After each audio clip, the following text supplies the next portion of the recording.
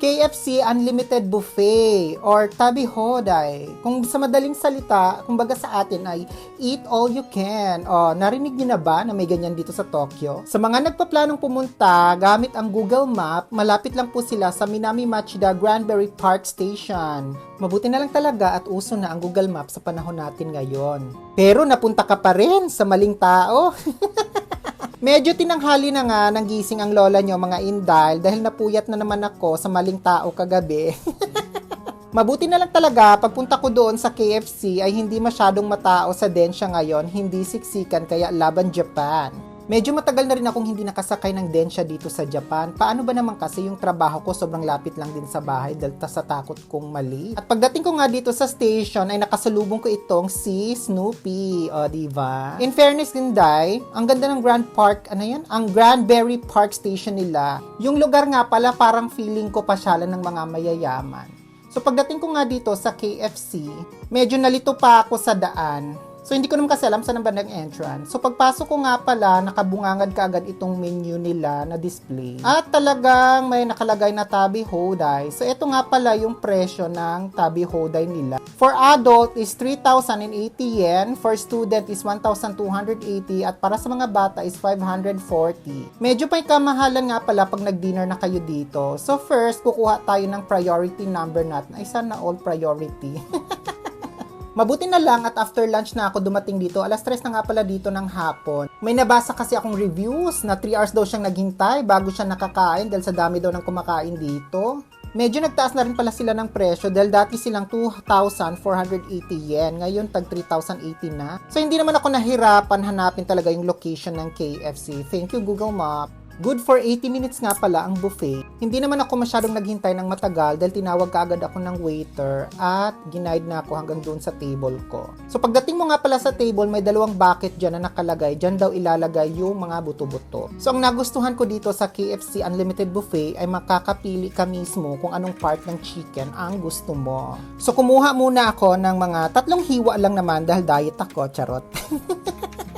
Alam nyo naman itong mga Japanese, mahilig ito sa fried chicken or KFC, lalong-lalo na pag sa holiday or Christmas. Parang naging kaugalian yata nila na kumain ng KFC during Christmas or holidays. So, hindi lang pala fried chicken ang included doon sa 3,080 yen na binayaran mo. Kasama din yung mga ibang side dish nila. Nagsiserve din pala sila dito ng pasta, pagkatapos yung corn and potatoes, yung side dish nila. At hindi lang isang klaseng pasta meron sila. Meron sila nitong ano tawag dito, pomodoro, ewan. Basta pasta yan. At dito talaga ako na-amaze dahil nagsiserve din sila ng rice. Sa ibang branch kasi ng mga KFC, yung walang unlimited buffet, wala naman kasi silang menu for rice. And note, may mga iba't ibang ulam din pala dito. And meron din sila ditong tinapay and salad. O diba, sulit na yung 3,080 yen mo, promise. At meron din sila ditong mga pa-dessert. So kasali ito sa 3,080 yen mo. Nagsiserve din sila dito ng vanilla ice cream and unlimited drinks na mga Inday. Kasama na yung mga coffee, juice, or tea. Lahat yan. So kumain muna ako ng 3 fried chicken. Ito naman talaga yung sadya natin at ito naman talaga yung main, main reason kung bakit tayo pumunta ng KFC dahil iba ang sarap ng KFC nila. Pero sa atin lang to ha, medyo naaalatan ako. Siniraan bigla.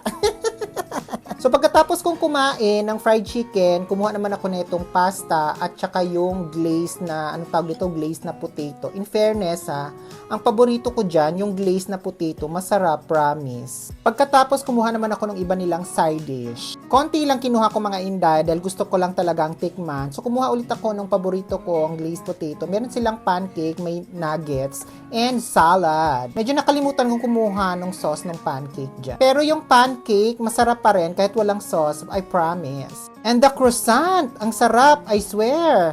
Oo nga pala mga Inday, bawal ang leftovers. Alam niyo naman siguro yan sa lahat ng mga all you can, Tabi Hoday, number 1 rule talaga yan nila na bawal ang leftovers. Itong kinakain ko namang tinapay ngayon, nakalimutan kong kumuha ng maple syrup, pero laban, tinatamad na akong bumalik sa table, doon sa buffet table. Pagkatapos, kumuha ako ulit ng 3 pang fried chicken at kumuha ako ng isang dessert. Akala ko naman caramel na dessert, flavored dessert ito. Pero ano pala siya, yung coffee jelly. Okay naman yung lasa, hindi ganoon katamis. Alam niyo naman dito sa Japan, hindi ganoon katamis sa mga dessert nila. At medyo nahirapan na akong ubusin itong 3 hiwa ng manok. O diba? Tingnan nyo, isang hiwa na lang na isang kagat na lang sana yung naiwan. Medyo nagpahinga pa ako ng konti niyan dahil hindi ko na makagat yan. So pagkatapos kong kumain ng manok ay nag-vanilla ice cream na ako. Unlimited din ito ha, kasali ito sa binayaran mo. In fairness, nakita ko kanina yung isang customer, nilagyan niya ng vanilla ice cream yung pancake niya. Nainggit ako pero wala ayokong gayahin, baka sabihin gaya-gaya ako. So sa totoo lang, hindi ganoon kalaki yung space nila, pero may mga iba pa silang extension table sa labas. At kumuha ako ulit ng salad at yung croissant na tinapay. Last na talaga ito mga inday, para naman healthy living tayo. Baka sabihin nyo puro karne lang ako. So kunwari, nasasarapan ako sa mga gulay, pero sa totoo lang, hindi naman talaga ako mahilig kumain ng gulay. For the show lang ang content. Pero love na love ko yung kamatis nila, promise. Ang sarap. So, yung location nga pala ay katabi lang ng Toys Concept. Ayan, para malinaw tayo. At pagkatapos ay nagbanyo na ako mga inday. So, ano ba? Sasabihin ko pa ba kung anong ginawa ko dyan sa dami ng kinain ko? Syempre, naglabas na ako ng sama ng loob ko dyan.